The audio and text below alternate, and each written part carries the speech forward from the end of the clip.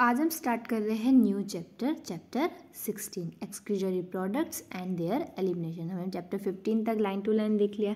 अब इस चैप्टर का मतलब क्या है? Excretory products and there elimination. ऐसे बहुत सारे टॉक्सिक हार्मफुल सब्सटेंस हमारे बॉडी में प्रोड्यूस होते हैं, ठीक है, मेटाबॉलिक एक्टिविटीज़ के थ्रू। अब उनको हमको एलिमिनेट करना भी ज़रूरी है, नहीं तो हमारी बॉडी में टॉक्सिसिटी फैल जाएगी, ठीक है, हार्मफुल है हमारी बॉडी के लिए। तो पूरे चैप्टर में हम वो देखने वाले हैं, ठीक है, क्या हम एलिमिनेट करते हैं और कैसे हम एलिमिनेट करते हैं, ठीक है। Animals accumulate ammonia, urea, uric acid, carbon dioxide, water, ions like कौन से सोडियम, पोटेशियम, क्लोराइड। अब आपको देखना है कि ये सारे जो मैंने अभी प्रोडक्ट्स बताए आपको फॉस्फेट सल्फेट के साथ में, ये सब हमारे बॉडी के अंदर होते हैं, बट ये ज़्यादा अमाउंट में होंगे तो क्या होगा? टॉक्सिसिटी फैलेगी। क्या फैलेगी? टॉक्सिसिटी, यानी हार्मफुल होगा हमारी बॉडी में नुकसान होगा, ठीक है। कैसे प्रोड्यूस होता है ये सब? तो आइदर बाय मेटाबॉलिक एक्टिविटीज़ और by other means like excess injection, ठीक है, हमने ज़्यादा इंजेस्ट कर लिया या तो मेटाबॉलिक एक्टिविटीज़ के थ्रू, ठीक है। This substance have to be remove totally और पार्शियली। हमको याद, बहुत सारे ऐसे हैं जैसे अभी सोडियम, ऐसा नहीं हम सोडियम को पूरा रिमूव कर देंगे, ठीक है, बट अमोनिया वो बहुत टॉक्सिक सब्सटेंस है तो उसको हमको रिमूव करना होगा फुल्ली, ठीक है।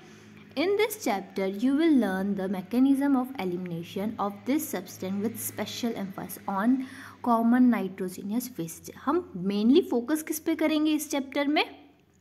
अमोनिया, यूरिया, यूरिक एसिड, वो सब क्या है? Are the major forms of nitrogenous waste. Clear?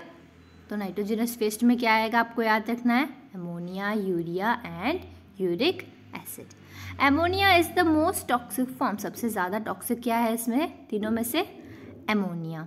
Require large amount of water for its elimination, ठीक है, एमोनिया को बहुत सारा वाटर चाहिए होता है एलिमिनेट करने के लिए। Whereas uric acid been least toxic. अब लीस्ट टॉक्सिक कौन सा है? हमने देखा यूरिक एसिड, ठीक है, can be remove with the minimum loss of water, ठीक है। हम बोलते हैं ज़्यादा हमको यूरिन में जलन है, ऐसा कुछ ऐसा, तो ज़्यादा पानी पियो। क्यों बोलते हैं हम यूरिनेशन के टाइम ज़्यादा? तो क्यों बोलते हैं? बिकॉज अमोनिया को बहुत सारा वाटर चाहिए रिमूव करने में, ठीक है। The process of excreting ammonia is ammonotelism. अब देखो एमोनोटेलिज्म क्या होता है? जो प्रोसेस होता है वो, और जो एनिमल्स अमोनिया एक्सक्रीट करते हैं उसको हम बोलते हैं एमिनोटेलिक, ठीक है, aminotelic. Clear? Many bony fish, aquatic amphibians and aquatic insect are ammonotelic, यानी इसका मतलब क्या हुआ? वो क्या एक्सक्रीट करते हैं? Ammonia. Clear?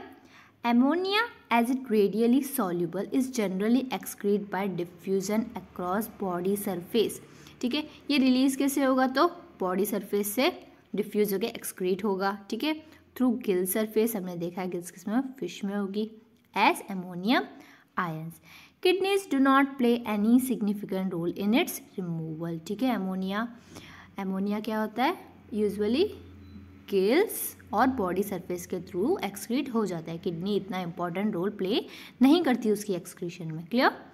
Terrestrial adaptation necessitate the production of lesser toxic nitrogenous waste. अब देखो हमने देखा कि अमोनिया सबसे ज़्यादा टॉक्सिक था। अब हमारी बॉडी में यानी टेरेस्ट्रियल यानी लैंड वाली बॉडी, ठीक है, लैंड वाले एनिमल्स, ठीक है, उसमें हम इतना सारा पानी कहाँ से लाएंगे अमोनिया एक्सक्रीट करने के लिए? तो अडेप्ट कर लिया हम सब ने। क्या अडेप्ट कर लिया? हम लेसर टॉक्सिक नाइट्रोजन वेस्ट बना लेंगे। वो क्या है? Urea and uric acid. तो उसमें हमको पानी कम यानी वाटर लॉस कम होगा, ठीक है। Mammals, many terrestrial amphibians and marine fishes mainly excrete urea, ठीक है। अब जो यूरिया एक्सक्रीट करते हैं उसको हम क्या बोलते हैं? यूरियोटेलिक। क्लियर है सबको इतना? Ammonia produce by metabolism is converted into the urea in the liver of this animals. अब यूरिया जो एक्सक्रीट करेंगे, ठीक है, उसमें क्या होगा? बनेगा तो सही अमोनिया बॉडी में, फिर लिवर क्या करेगा? उसको यूरिया में कन्वर्ट कर देगा, फिर वो ब्लड में रिलीज होके कहाँ तक पहुँच जाएगा? Which is filtrate and excrete out by kidney तक पहुँच के किडनी क्या करेगी? उसको एक्सक्रीट कर देगी। Clear? Some amount of urea may be retain in the kidney matrix of some of this animal to maintain a desire osmosis. अब ऐसा नहीं है कि हम यूरिया को हम पूरा एक्सक्रीट करेंगे।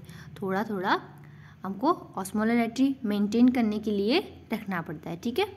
Reptiles, birds, land snails and insect excrete nitrogenous waste such as uric acid. अब जो एनिमल, उसमें सबसे मिनिमल लॉस ऑफ वाटर होगा, यूरिक एसिड में सबसे मिनिमल लॉस ऑफ वाटर होगा। अब जो एनिमल यूरिक एसिड एक्सक्रीट करता है उसको हम क्या बोलते हैं, uricotelic. Clear, uricotelic animals. Clear. A survey of animal kingdom present a variety of excretory structures। अब हमने एनिमल किंगडम का एक सर्वे देखा, उसमें हमको बहुत सारे एक्सक्रीटरी स्ट्रक्चर दिखाई दिए। अब हम देखेंगे कौन से। In most of the invertebrate, अब इनवर्टिब्रेट हमने देख लिया क्या होता है, ठीक है। This structure are simple tubular forms. Excretory system कैसा होता है, उनका स्ट्रक्चर कैसा होता है, एकदम सिंपल ट्यूबुलर फॉर्म में होता है, ठीक है। वेयर एज वर्टिब्रेट्स, यानी वर्टिब्रेट्स में हम ह्यूमन बींग्स भी आते हैं, हमारे पास एक कॉम्प्लेक्स ट्यूबुलर सिस्टम है जिसको हम बोलते हैं kidneys. Clear. Some of this structure are mention here. अब हम देखेंगे प्रोटोनेफ्रिडिया और flame cells are the excretory system in platyhelmis. Platyhelmis यानी प्लेटफॉर्म्स में कौन सा है, तो प्रोटोनेफ्रिडिया। ये याद आने चाहिए। एक्सक्रीटरी स्ट्रक्चर्स कौन से है, तो प्रोटोनेफ्रिडिया, और उसको हम और क्या बोलेंगे, flame cells. Rotifers, some annelids and cephalochordate. अब ये आपको सब याद रखने हैं बिकॉज ये सब आपको नीट में बहुत कॉमनली पूछेंगे, ठीक है। तो आप टिक कर लो या तो हाईलाइट कर लो, ठीक है। Protonephridia are primarily concern with ionic and fluid volume regulation. अब उसको आयन और फ्लूइड को रेगुलेट करने वाला जो पूरा प्रोसेस होता है उसको हम क्या बोलते हैं, osmoregulation. Clear. Nephridia are tubular excretory structures of earthworm. Earthworm का बहुत कॉमनली पूछेंगे क्या होता है, तो नेफ्रिडिया, ठीक है। नेफ्रिडिया क्या करता है, तो nephridia help to remove nitrogenous waste and maintain a fluid and ionic balance. जो प्रोसेस को हम क्या बोलते हैं, उसको osmoregulation. Clear. Earthworm में क्या आएगा, नेफ्रिडिया। माल्फिजियन ट्यूबल्स बहुत इंपॉर्टेंट, ठीक है। कॉकरोचेस में होता है excretory structure, are the excretory structure of most important, किसका है, कॉकरोच का, याद रखना है, ठीक है। Malpighian tubules help in the removal of nitrogen waste and osmo regulation, ठीक है। एंटीनल ग्लैंड्स और green glands perform the excretory function. बहुत इंपॉर्टेंट ये भी, किसमें, प्रॉन्स में, ठीक है। प्रॉन्स, कॉकरोच और अर्थ फॉर्म का आपको ऐसे साइड में लिख के रखना है क्या है, बिकॉज बहुत कॉमनली डीट में ये क्वेश्चन आता है, ठीक है। अब हम देखेंगे ह्यूमन एक्सक्रीटरी सिस्टम। ऑफकोर्स हम ह्यूमन फिजियोलॉजी पढ़ रहे हैं तो हमारा मेन फोकस किस पे होना चाहिए, ह्यूमन पे, ठीक है। तो हम अभी ह्यूमन एक्सक्रीटरी सिस्टम पढ़ेंगे। In humans the excretory system consist of, अब हमारे पास क्या क्या होता है एक्सक्रीटरी सिस्टम में। फर्स्ट होगा हमारे पास a pair of kidney, 2 kidney होगी, ऑफकोर्स हम देख सकते हैं 2 किडनी है। 1 पेयर ऑफ यूरेटर्स। अब ये किडनी में से जो ये यूरिन लेके जाता है उसको हम क्या बोलते हैं, ureter.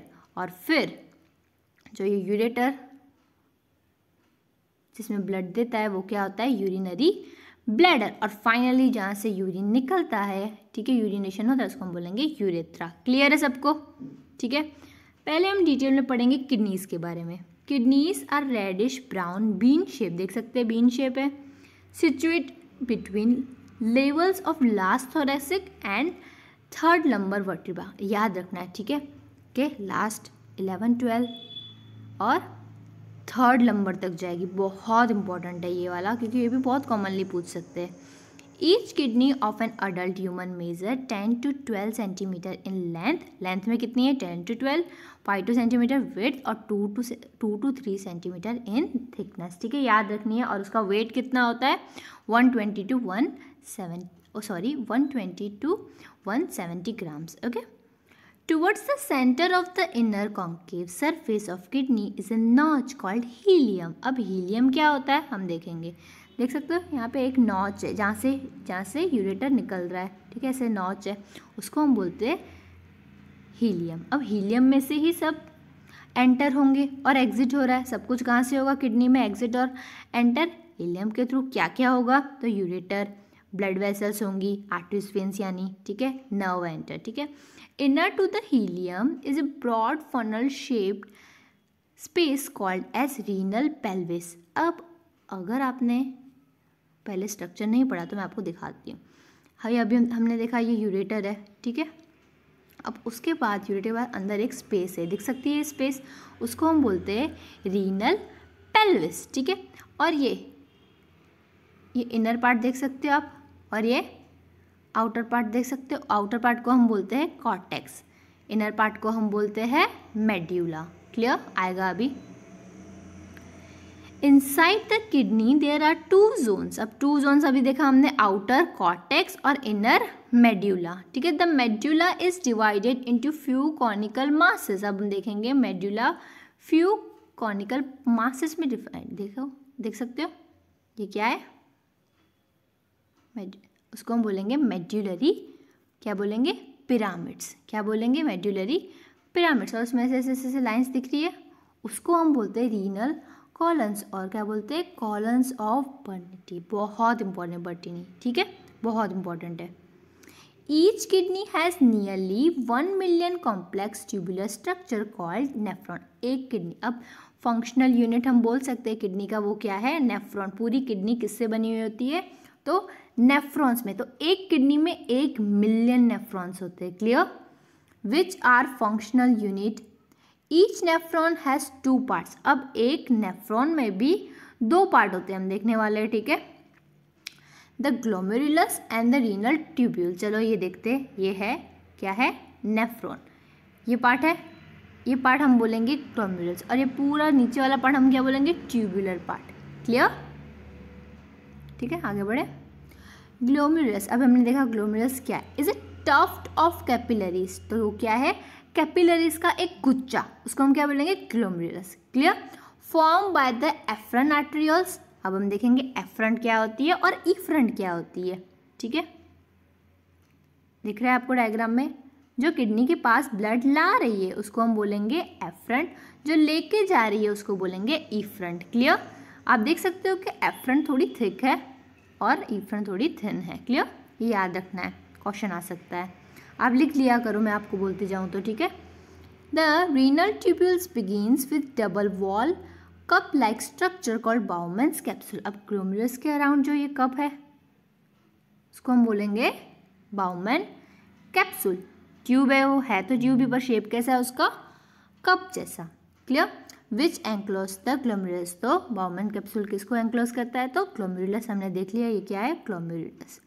Clear, glomerulus along with Bowman capsule is called as Malpighian body. अब आपसे कोई पूछे माल्फिजियन बॉडी क्या है, तो आपको क्या बोलना है, ग्लोमेरुलस विथ बाउमैन कैप्सूल, ये पूरा पार्ट हम क्या बोलेंगे, Malpighian body. Okay, the tubule continue further to form highly coiled network. अब हम देखेंगे PCT, प्रॉक्सिमल कॉन्वोल्यूटेड ट्यूब। अब देखेंगे, ठीक है, डिटेल में हम देखने वाले हैं, यहाँ पे भी है, पर पहले मैं आपको डायग्राम में एक्सप्लेन करना चाहती हूँ, ठीक है। देखिए, फर्स्ट है ये ग्लोमेरुलस, ट्यूब ही है येलो वाला। पहले वो किस में कंटिन्यू करता है, PCT में, दिख रहा है, PCT में। क्लियर है सबको। फिर वो एक जाके नीचे लूप बनाएगा, हम वो देखेंगे। उसके बाद जो ये दूसरा ट्यूब है उसको बोलेंगे DCT, ठीक है, क्लियर आया। फिर ये पूरा ये एक वाला पार्ट है, हम बोलेंगे कलेक्टिंग डक्ट। फिर से समझा रही हूँ, फर्स्ट है ये बाउमैन कैप्सूल, फिर इसमें ये कंटिन्यू हो रहा है, ठीक है, उसमें हम बोलेंगे वो PCT है। फिर वो जैसे एक लूप बना रहा है यू शेप का, वो लूप बनाएंगे, हम देखेंगे उस लूप का क्या, हेनलेस लूप बोलते हैं हम उसको, ठीक है। फिर हेनलेस लूप जहाँ पे फिनिश होता है वहाँ से स्टार्ट होता है क्या, DCT। फिर ये पूरी स्ट्रेट लाइन जो उसमें यूरिन कलेक्ट होगा उसको हम बोलेंगे कलेक्टिंग डक्ट। ये पूरा ट्यूबुलर स्ट्रक्चर है। PCT हमने देख लिया, ठीक है। फिर हमने देखा PCT के नीचे क्या स्टार्ट होता है, एक लूप स्टार्ट होता है, ठीक है, एक लूप। उस लूप का नाम क्या बोला मैंने, Henle's loop. A hairpin shape Henle's loop is the next part of the tubule. देखा हमने, ठीक है। अब लूप है ऐसे, तो उसका एक डिसेंडिंग पार्ट है, एक असेंडिंग। डिसेंडिंग यानी नीचे जा रहा है और एक असेंड कर रहा है यानी ऊपर, ठीक है, उसको हम बोलेंगे descending limb and an ascending limb. Clear, the ascending limb continues as higher coiled tubular structure. अब जो मैंने बोला ये वाली ऐसे कंटिन्यू हो जाएगी DCT में, ठीक है, डिस्टल कॉन्वोल्यूटेड ट्यूब, ठीक है। The DCTs of many nephron open into the straight tube हमने बोला जिसको कलेक्टिंग डक्ट। क्लियर, इतना क्लियर? मैं फिर से आपको दिखा देती हूँ एक बार, ठीक है। देख सकते हो आप यहाँ पे, ये बाउमैन कैप्सूल, फिर पीसीटी, फिर एक लूप बनता है असेंडिंग, और ये डिसेंडिंग एंड असेंडिंग लूप। उसके बाद वो एक कंटिन्यूशन होता है, उसको बोले हम डीसीटी। फिर एक स्ट्रेट ट्यूब होती है, उसको बोलते हैं कलेक्टिंग डक्ट। क्लियर, इतना डायग्राम आपको आई होप क्लियर हो, ठीक है। आगे नेक्स्ट में हम चालू करेंगे कि यूरिन फॉर्मेशन कैसे होता है, ठीक है। क्या देखेंगे हम? यूरिन फॉर्मेशन कैसे होता है। अब इसमें बचा क्या, आप देख सकते हो मैंने ये पूरा येलो वाले पार्ट की तो बात कर दी। अब बचा क्या, ये रेड वाली तो हमने ग्लोमेरुलस की बात की है, आगे क्या होता है, ठीक है। अब हम देखेंगे जो ये लूप है ना, ठीक है, उसके आजू बाजू जो वेसल्स है उसको हम बोलेंगे वाजा रेक्टा। क्या बोलेंगे? वाजा रेक्टा। इतना इंपॉर्टेंट है, ध्यान रखना है, ठीक है। नेक्स्ट पार्ट में हम देखेंगे यूरिन फॉर्मेशन। अगर आपने सब्सक्राइब नहीं किया तो please subscribe, and thanks for watching guys.